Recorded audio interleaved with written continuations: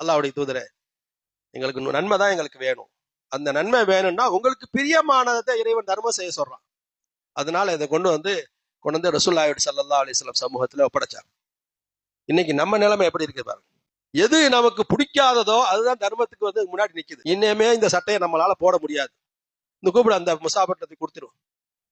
இந்த சாப்பாடை இதுக்கு மேல நம்மளால ஃப்ரிட்ஜில் வைக்க முடியாது, இதுக்கு மேல வைக்க முடியாது, வச்ச 2 நாள் ஆச்சு 3 நாள் ஆச்சு, இதுக்கு மேல வைக்க முடியாது, இந்த போய் பக்கத்து வீட்டுல கொடுத்துட்டு வந்துடு.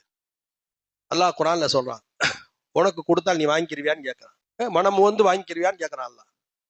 ஒண்ணும் ரொம்ப தூரம் கிடையாது. ஜோப்புல கை விட்டு வெளியில மிசாபருக்கு பணம் கொடுக்கணும்னு வைக்கிறோம். ஒரு 10 ரூபா கொடுக்கணும்னு வைக்கிறானே, அந்த 10 ரூபால எடுத்ததுமே முதல்ல ஒரு சலவ நோட்டு மாதிரி ஒண்ணு வந்துருச்சுன்னா அந்த 10 ரூபாய் கொடுக்க மனசு வர மாட்டேங்குதே. அதை தூக்கி உள்ள வச்சுவிட்டு என்ன செய்யறோம், எது கொஞ்சம் கஷ்டக்காரப்புல இருக்குது, எது பழசா இருக்குது, அதை தூக்கி போய் கொடுக்குறோம். 10 ரூபாய் கொடுத்தா அந்த 10 ரூபாய் அல்லாட்ட போகுது. அது நல்ல 10 ரூபாயா கொடுத்துட்டு போறோம். தர்மம் கொடுக்கணும்னு முடிவு பண்ணா நல்லதா கொடுத்துறோம். ரசூல் ஸல்லல்லாஹு அலைஹி வஸல்லம் சொன்னாங்க, நீங்கள் கொடுக்கக்கூடிய தர்மங்கள் ஏழையின் கைக்கு போறதுக்கு முன்னால் அல்லாஹ் அதை தன் கையில் வாங்கி கொள்கிறான்.